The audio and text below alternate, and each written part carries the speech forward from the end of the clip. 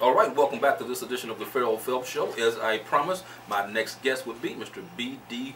Holt. Welcome to the show. Thank you. Thank Absolutely. You know, I was really looking forward to this interview, man. Thank you. You know, we've had a chance to exchange some, internet messages back and forth, Yes. this, that, and the other. And when I read the story, I was really excited about it. Now, you've actually penned a book called Preaching Under the Influence. And when I read that title, I'm like, wow. Instantly, I was drawn in to find out what type of influence this man is talking about. Preaching Under the Influence. And it's a very interesting read with a lot of information. It's basically about your life. Correct. And I want to start with your childhood. Okay. And growing up, this, that, and the other. Now, you are a product of an interracial relationship. Yes, that's correct. Right? Yes. Okay, and so you're biracial, and I know that was one of the issues growing up that you had. Tell me a little bit about what that was like dealing with that. Okay. First, I'd like to thank you, Ferrell, for having me on your show. I'm delighted to be here tonight. Growing up, Thank you. my father is black and my mother is white. Okay. And in the 70s and in the 80s, it had a different meaning then than it does today. Right. And I can recall many times at a young age kind of fitting in more with my white friends when I was in elementary school. But I was always a shade too dark. So it was always kind of tough to fit in. Yeah. And I really recall when I was around my young white friends, I'd be embarrassed when my father would come around. Because when my father, a black man, would come around, you'd hear all of the racial jokes and the disrespectful comments. And so that really started to play on my psyche at a young age. As I transitioned kind of into junior high, going into high school, I started identifying more with my black culture. Okay. And yet when I identified more with my black culture, I was still a shade too light. Okay. So with my white culture, I was a shade too dark. With my black culture, I was a shade too light. Right. And it was interesting when my mother would come around, then I'd get kind of embarrassed when she'd come around. Yeah. Because I would hear the racial shots and the slurs. And so it was a struggle from an identity standpoint at that age, like, what am I? And just trying to find a place, and I can only imagine what that's like, trying to find that place where you fit in. Absolutely. You know, Absolutely. and many years ago, I had actually worked with a young man who was biracial and had the same issue. Okay. And I found it to be very interesting because he said the same thing that you said. He just felt like he couldn't fit in on the black side or on the white side. Correct. And unfortunately for him, he was born into a all-white family due to a relationship that his mom had outside of her marriage. So when he was born to an all-white family. I see. And he never felt like he fit in. He had issues with that. And so I've heard it before. So how do you deal with that? Ultimately, how do you deal with that? Right. Well, at that age, you really don't know how to deal with it, because when somebody says, "What color are you?" what are you supposed to say when you're 6, 7, 8 years old? Right. You know, you want to say I'm white, but you're not 100% white. You want to say I'm black, but you're not 100% black. Right. So it really plays on your identity. So for a long time, I really didn't know how to answer that, and I didn't know how to deal with it until I got to a place where I realized that God makes everybody a special, unique way according to His purpose. Yeah. And when you get to that place where you know that the only person who created you is God, it brings a spirit of peace about you to where you don't really care what people think anymore. Absolutely. And that's really the place to be. You know, and I'm doing a project right now called The Skin I'm In. And it's really interesting that we're having this type of dialogue on tonight, because the project is simply about accepting who you are as you are, and how we're always judged based on our exterior, based on the skin. People make assessments of us based on our skin. Absolutely. And then as a result of that, we have issues with ourselves based on people. Correct. Based on society. Saying you're too light, you're too black, you know, all this kind of stuff. And God made us all, like you said. That's right. And God made no mistakes. You know, He hand-painted each one of us the way that He wanted us to be. That's right. And when we're able to walk in that and know who we are because we know God created us, we can walk this earth a different way. You know, we can walk proud, knowing who we are. And so when you can come to that place where you recognize I'm beautiful, I'm bad, I'm super, or whatever it is, right here, you know what I'm saying? Absolutely. Then that's a great place to be in. Now, as a result of you dealing with that, it kind of forced you, not forced, but as a result of it, your self-esteem was affected. Sure. And ultimately it caused what to take place in your life? That's a very good question. And another thing to kind of piggyback on what you were saying, because I get asked that question a lot by young biracial children. You know, what do I say? You know, what am I? And I always try to let them know that God took some extra time when he made you. Look at yourself that way. So going forward, you know, how do you deal with that? I was always searching for approval. And I recall Oprah Winfrey said one time that we just want to be validated. Yes. We just want to know that, hey, I matter. Do you see me? And if you're in a place in life where you feel like you're not seen, then you're searching for approval somewhere else. Oftentimes people run off to gangs and drugs and alcohol, unhealthy sexual relationships. There's so many ways that you can go. So I got into preaching, Ferrell. All right. I was 16 years old, and my grandfather, I went to him and said, I want to be a preacher. What do I do to be a preacher? And he said, you have to quote the whole chapter of Acts chapter 2, verses 1 through 47. Okay. That was his instructions to me on how to get into preaching. Yeah. So it took me about 3 months to memorize it. Okay. And finally, when I memorized it, I was getting ready for my first sermon. At 16? I was 16. And I had, remember those zoot suits? Yeah, I had one. I ain't had no yellow one, but I had one. I'll never forget. I had a yellow zoot suit on, and I was ready to go. I had about 8 or 9 pages of notes. I was nervous. I was shaking. But yet, internally, all I was thinking was, I hope I don't mess up. Yeah. This is my chance to hopefully get, approved. So when I stepped in the pulpit, shaking, ready to go, when I stood up there, everybody was locked in on me for about 30 minutes. Okay. And I had never experienced being looked at for that long. Right. Because I was always trying to fit in with different crowds. Yeah. So when I got up there, it triggered an addiction to approval. Gotcha. And once I hit that pulpit, it put me in a whole nother realm, where people are watching me, and I became addicted to the approval. Gotcha. Wow. And it's a beautiful thing when you're able to recognize that you are addicted to the approval. Yes. And a lot of times when we're addicted to approval, there's an origin for it. It starts somewhere. Correct. We don't just get addicted to approval. There's a reason that we are addicted to approval. Sure. And it's always based on something that has taken place in our lives some way or another. And I know for you, being biracial played a big part in Absolutely. that. We're going to talk a little bit more about that in just a minute. Okay. So everybody stay tuned. We'll be back in just a minute. All right.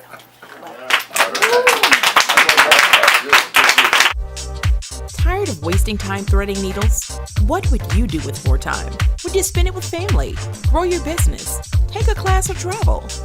There's a remarkable new tool available to help make your dream for more time a reality. The Easy Needle Multi-Threader was designed for weavers, seamstresses, and quilters to thread multiple needles in a fraction of the time than traditional methods. It eliminates tangles and prevents the possibility of germs and bacteria due to fallen needles and threads onto the floor. It's efficient, it's innovative, it's a time saver. Increase your productivity with Easy Needle Multi-Threader today.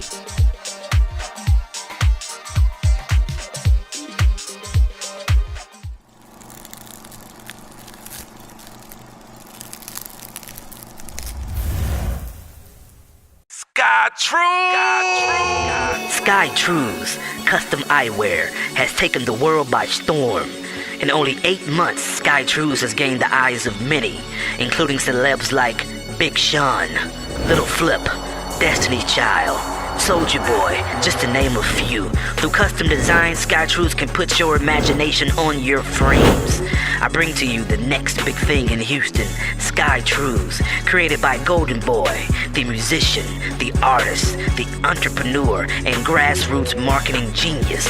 Be inspired. Sky Trues, custom designed frames. Sky Trues! All right, welcome back to this edition of the Ferrell Phelps Show with my wonderful guest, Mr. B.D. Holt. Welcome back. It's really interesting. We're having some great dialogue about your life as a biracial child. Yes. And what you went through, the struggles that you went through, and the need for approval that you got when you began ministry at the age of 16. Now that desire for approval led down a path of drug addiction. Yes. Tell me a little bit about how that all took place. Okay, that's a great question. So when I met my wife, we moved to California, and I was blessed to have the opportunity to preach full time for my very first congregation. Okay. And I was 24 years old. My wife was, I can't say her age, but we got married around that time. Okay. And she's watching, so I got to be careful. Oh, so, all right. You can tell me off camera. Yeah, there we go. So we, I recall the day I was driving a white Chevy Tahoe. We were going up the mountain to a church retreat, and I got into a car accident. Okay. And when I got into the car accident, I ended up having a 5-hour back surgery. And when I came out of the surgery, I'll never forget the day, Ferrell. This day changed my life. Okay. That I still have to deal with to this day. Yeah. When I woke up out of that surgery, first one, the nurse said, "Mr. Holt, if you're in pain, here's a morphine pump right by your bed." I didn't even know what morphine was. Okay. She just said, "Hit the pump." And so I said, okay. So I hit the pump, and that took me, all my problems went away. Wow. I had no issues, I had no concerns. I was in a place that I had never experienced before, and I never wanted to leave that place ever again. Okay. And she said, "Now, Mr. Holt, you hit it as needed." But I ended up hitting it every 30 seconds, every 10 seconds. You was enjoying that I hit. was enjoying that hit. I was enjoying it. But then she said, "Mr. Holt, it only works every, Yeah, it's 6 timed hours. or It's whatever. timed release." But that was the day that triggered my substance use disorder. Okay. At that time, of course, the doctor stated you take it every 4 to 6 hours. And as I did that, every 4 to 6 hours, my body began to become dependent on that medication. Okay. Because an opiate gives you a euphoric high that tells your brain that you've received a reward. Opiate, Darvocet, Percocet, Vicodin, hydrocodone. You have your natural opiates and your opioids, your synthetics. And so it's designed to treat pain but also give you euphoria at the same time. So I got to a place where I was taking more than 1 to 2 every 4 to 6 hours. I had already been through the phase of trying to get euphoric, trying to get high. I was now at a phase where I was using to function. And when you start using to function, you're not trying to get high, you're just trying to make it. Right. Because when you're trying to make it, your body's kicking. Gotcha. You're withdrawing, you're sweating, the shakes, the headaches, the tremor, the night sweats, insomnia, diarrhea. And so you have a state of mind, right, let me just get my pills so that I can function. So I was at a bad place. I felt good when I took it. Right. But I was so gone. Remember, I was preaching every Sunday. Yeah. And on the drugs, but you're preaching. I'm going to come to that. I was in the pulpit.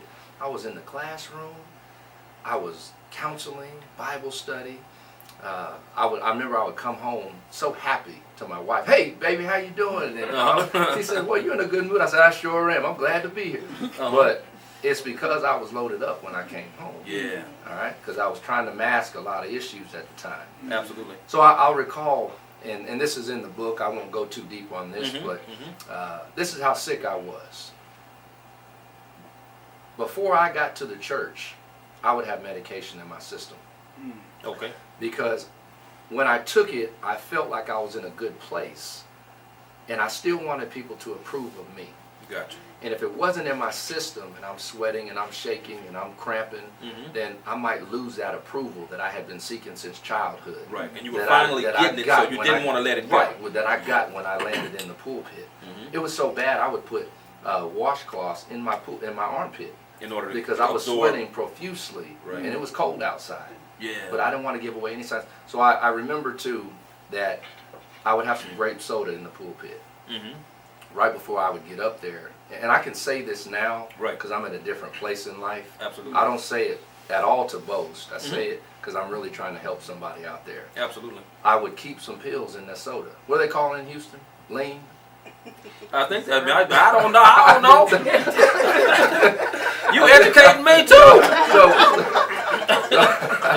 But I would when I would get to the pulpit, I'd be on the front row, and I was so good, man. I was so cold. I would have some in my hands, and I would cough. Wow. And I would knock one down right before I got up to speak, because I had to make sure I was in a good place. Yeah. When I got in that pulpit, when I felt myself going there, yeah, when I felt those shakes, the sweats, and my speech was slurring, Mm-hmm. all I would do is take a little sip. And that little sip, nobody knew what was in that cup. Wow. And that sip would take me back to a place of normalcy. And I didn't do it all the time, but I did it when I felt like I wasn't in a good place. Right. When I got out of the pulpit, I would take some medication. So I was at a place where I was just trying to get by. Yeah. I was trying to function because, you know, when you get to a place like that, your whole life is centered around that, the drug. the drug. Your family, your job, your career, your church, your social relationships, everything is centered. I knew when I was going to take it, Okay. where I was going to take it, who I was going to take it around, how much I was going to take, depending on who I was around and what impression I wanted to make. Right. It was all planned out. Wow. In 3-hour intervals, And you know 24 what? hours. That's how addictions are. Absolutely. We tend to plan those things. Absolutely. And plan around them, and before you know it, they've actually taken over your life. Correct. And every decision you make is based on that addiction and what you're going to need to satisfy yourself in Absolutely. that time. Now, as a result of the addiction, you actually lost a lot. Yes. Tell me a little bit about Yes. what was lost in the midst of that addiction. Yes. Well, I never disclosed it.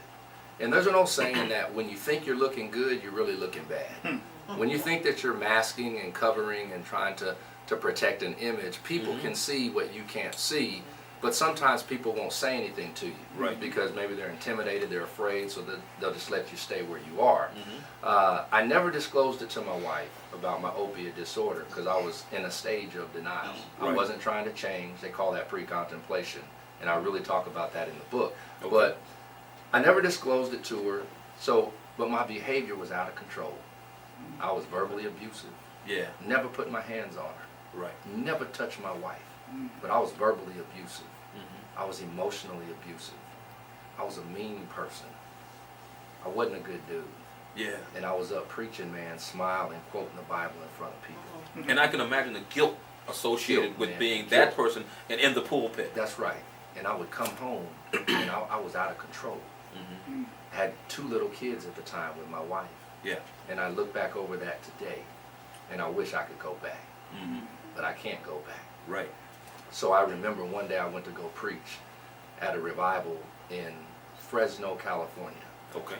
And when I was in Fresno, California, I came home. I was on my way home, and I called and said, I'm on the way. Okay. And she told me she had left. And I said, what do you mean you left?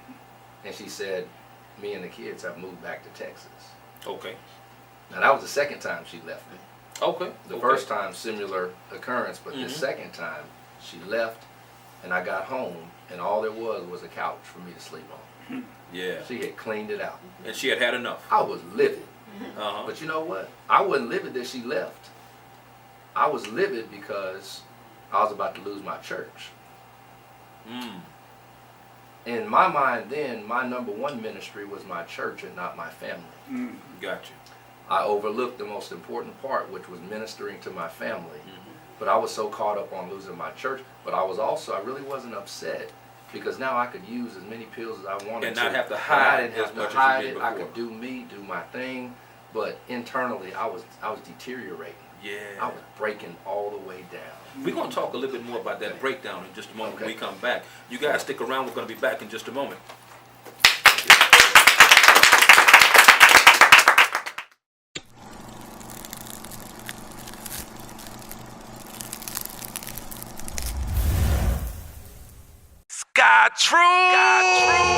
Sky Trues Custom Eyewear has taken the world by storm.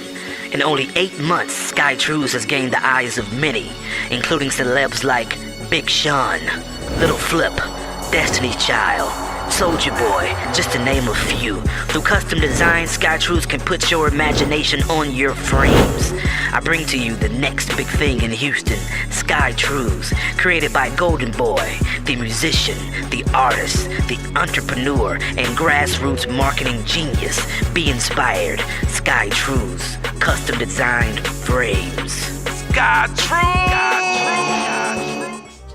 Tired of wasting time threading needles? What would you do with more time? Would you spend it with family, grow your business, take a class, or travel? there's a remarkable new tool available to help make your dream for more time a reality. The Easy Needle Multi-Threader was designed for weavers, seamstresses, and quilters to thread multiple needles in a fraction of the time than traditional methods. It eliminates tangles and prevents the possibility of germs and bacteria due to fallen needles and threads onto the floor. It's efficient, it's innovative, it's a time saver. Increase your productivity with Easy Needle Multi-Threader today.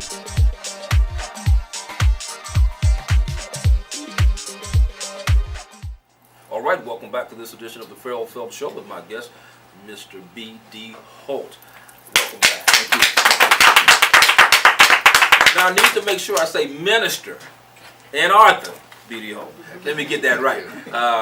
And it's easy to miss that in the midst of everything that we're talking about right now. Yes. And we were talking about, when we left, about your losses. So we know that you lost your wife for a period of time. You came home to an empty couch. Correct. You know, and in that you felt like, okay, ooh, I'm free. I can do A, B, C, and D now because I don't have to have any type of, I guess, responsibility or accountability as it relates to your wife. So you were kind of free to just do you for a minute. Yes. What was that like when you were just basically like set free? Well, it was a really short span. When she left, I had to resign from the church that you wanted to. Correct. Okay. Because I still had a little piece in me that my father taught me, that a man never leaves his family. Okay. And a man never allows his family to leave. So in my mind, I said I have to get back to Dallas. Gotcha. So the challenge was we packed up real quick. Myself and a couple other people had a couple of weeks. Had to go before the church and resign. Okay. And that was very, very challenging. You did it yourself. You actually. I did it. I got up there, and I resigned. Okay. I didn't tell the church what had happened. I didn't go into details because I wanted to protect, just the health of the church. Yeah. So I resigned, and then, to make a long story short, we moved back to Dallas. And Okay. then when we got back to Dallas, I've been a barber, for 20 years. Okay. So all I had was a barber license. Mhm. My integrity was gone. My career was gone at that time. My family was gone. My hope was gone. My Yeah. faith. I Was really challenged. felt like the God that I had tried to serve for so many years had walked away from me. I felt like he abandoned me. Yeah. And I went back to Dallas and had to sleep on my grandmother's couch because I couldn't even go home to my mother and father, who were 30 minutes up the road. I had that much shame. Yeah. And so when I got there, would you like me to keep going? Or? Yeah, absolutely. Okay, when I got there, started cutting hair, and I was cutting, still taking the medication. Okay. And it got to a point, I had a tooth surgery when I was really young, and I had a foreign object in there from a procedure that they did, like a screw. Okay. So I would use that as an excuse to go get a 30-day supply. Got you. Like you're in So pain because that's of right. it. So I would go in, I even remember one time I spent $1,500 in the emergency room just to get a 30-day supply and put it on a credit card because that's how bad I wanted it, and it was gone in about 4 days. So I would always go in and say my tooth is hurting. They take an X-ray. They give you the 30-day supply. Gotcha. And so it got to a point where I started, they call it doctor shopping.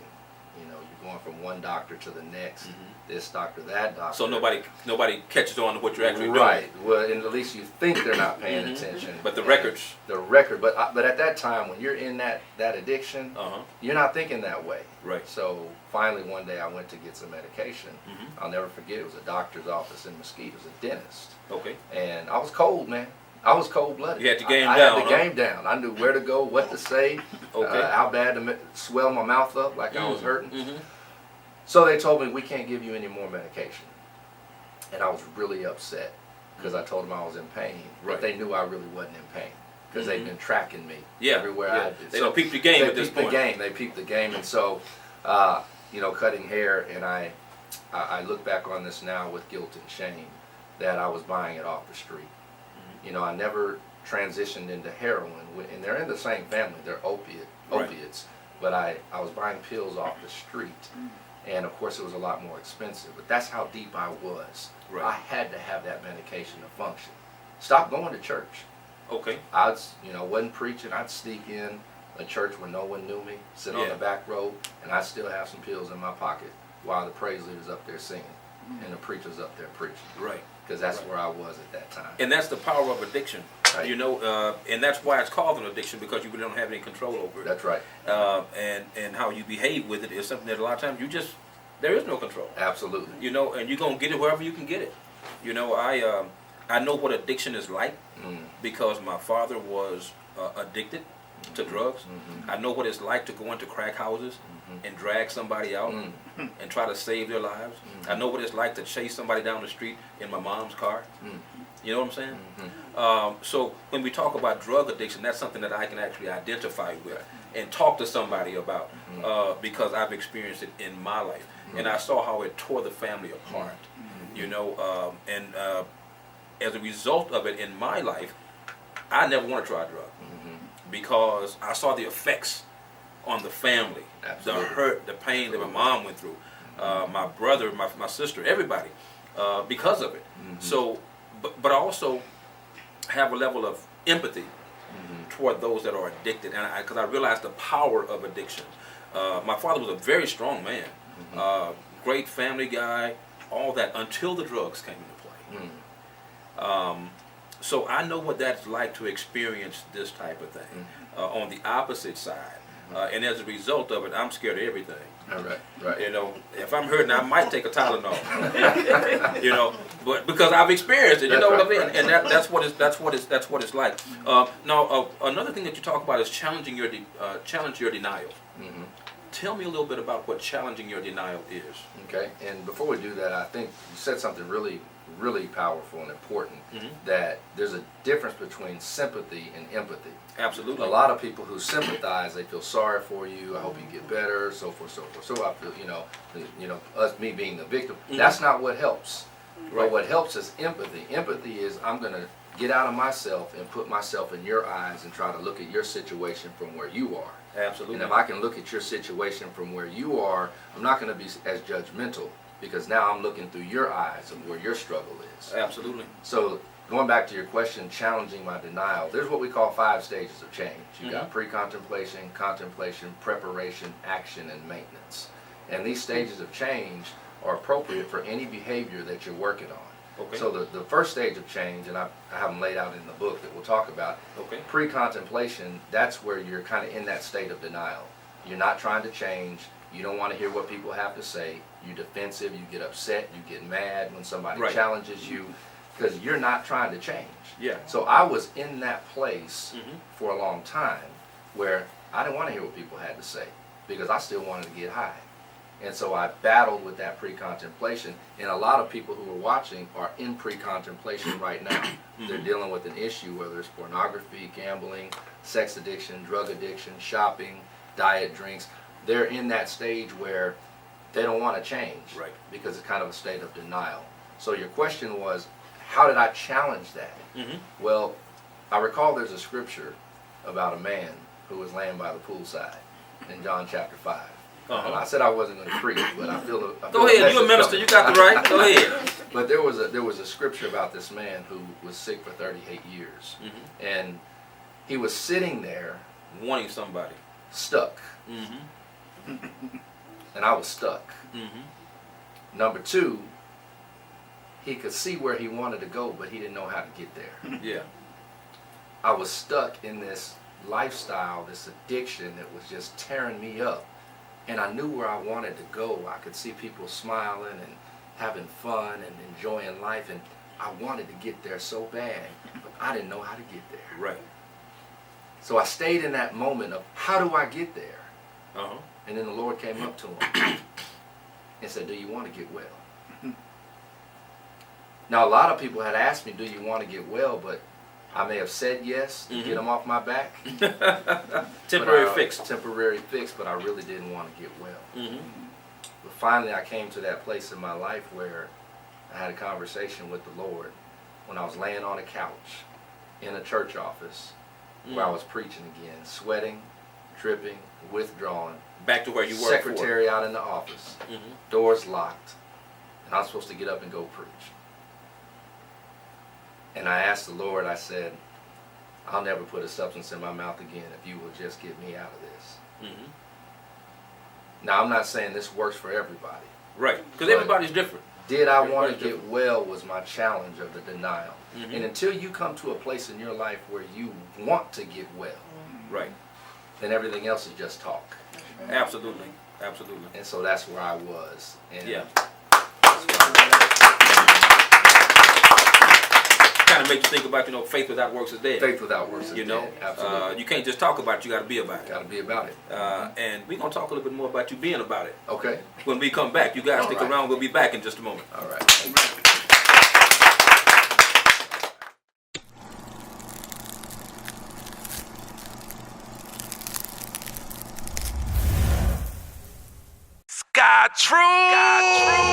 Sky Trues custom eyewear has taken the world by storm.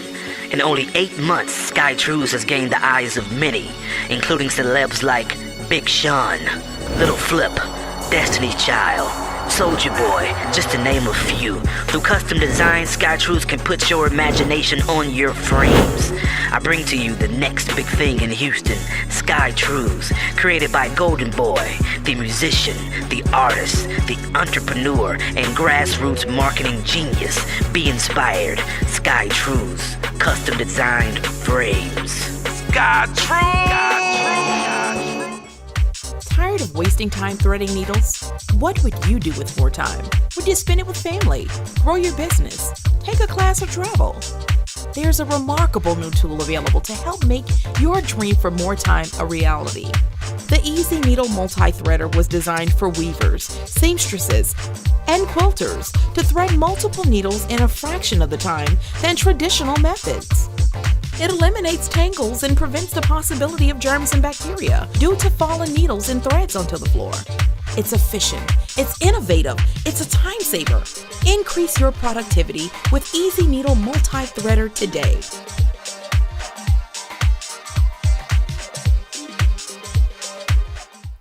All right, welcome back to this edition of the Ferrell Phelps Show. We're really having great dialogue with Minister Arthur B.D. Holt as we talk about his book, Preaching Under the Influence. Man. A minister's struggle. A minister's struggle. And I think the beautiful thing about anybody's ministry is being able to tell your truth. Right. And so often when we think about preachers or ministers, we don't think that they have issues because they're a preacher or a minister. And when we can talk to a minister and relate to a minister based on the situations that he's been in, it helps you to be a more relatable pastor and or minister. I feel like I can talk to you because you've been transparent. And I think that's a beautiful thing. Now, from all of this experience that you've had, being addicted, this, that, and the other, feeling less than, and many times because you were biracial, has led you to a place where you actually have become a counselor. Is that correct? Yes, sir. All right. So now you're actually helping people that have been through what you've been through as well. Absolutely. Tell me a little bit about that journey. Absolutely. Well, I actually went to school to get my license in chemical dependency counseling, which is called an LCDC.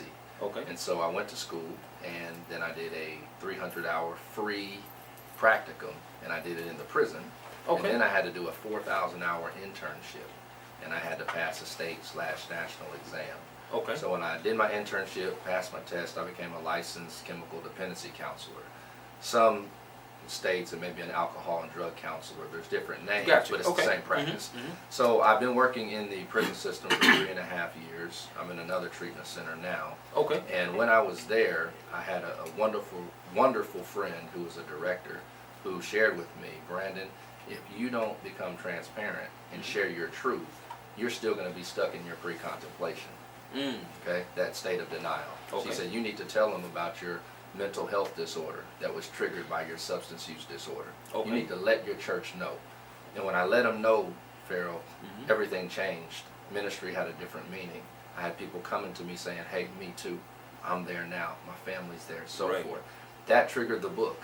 Maybe I ought to share a story. There's a lady named Sharon Whitaker. Okay. She pulled me to the side and said, Brandon, you have got to write a book.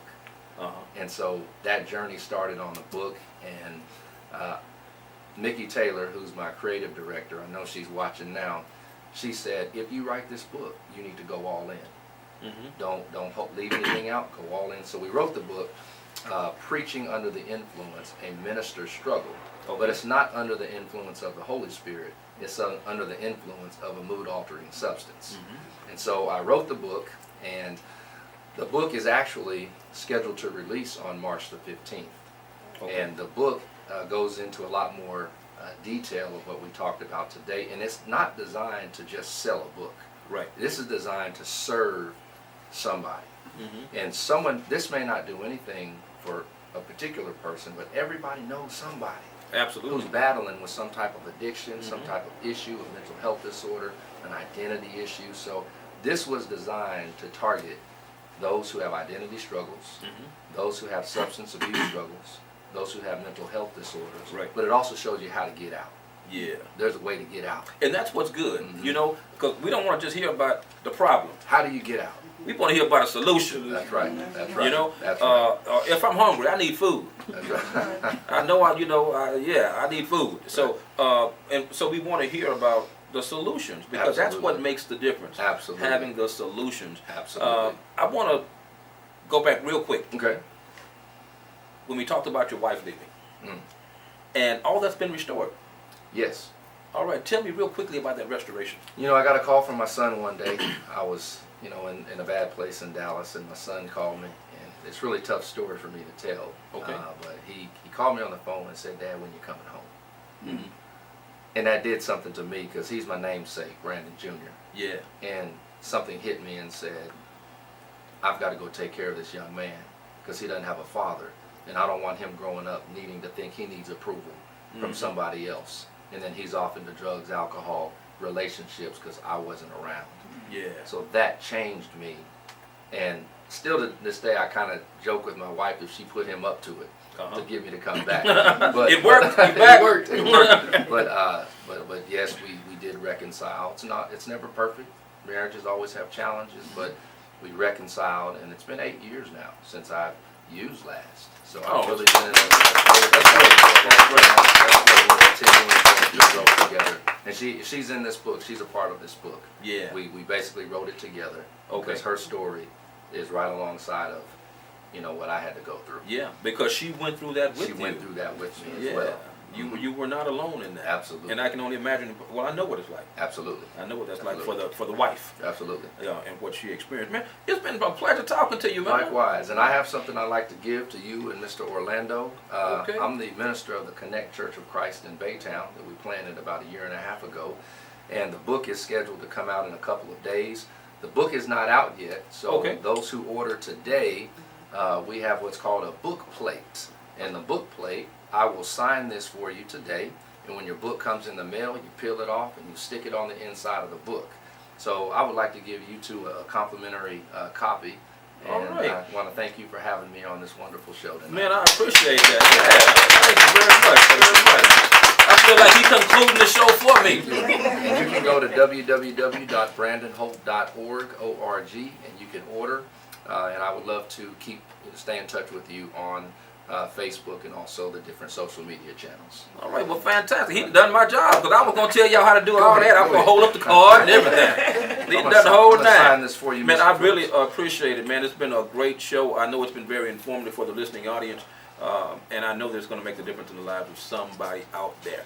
All right. This now, is for you, sir. That's for me. That's for you. When your book comes in the mail, just peel it off and stick it on the inside. And I'm going to do it. I'm going to definitely do it, man.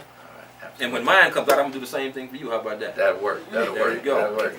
Each one reach one. That's what I'm talking about. So yeah, you guys can certainly get more information on Mr. Holt at the place that he told you, and also you're going to see it at the bottom of our screen how to contact him as well as you get this book, so that you guys can certainly spread the word about what he's doing, as well as our previous guest, Orlando Shepherd, the fitness expert. Now, for more information on the Ferrell Phelps Show, you can reach me at Let's Talk About It 12TV at gmail.com. That's Let's Talk About It 12TV at gmail.com. You can also go to my YouTube channel. Simply go to YouTube, type in the name Ferrell Phelps. A list of my shows are right there for your viewing pleasure. Until next time, we'll see you then.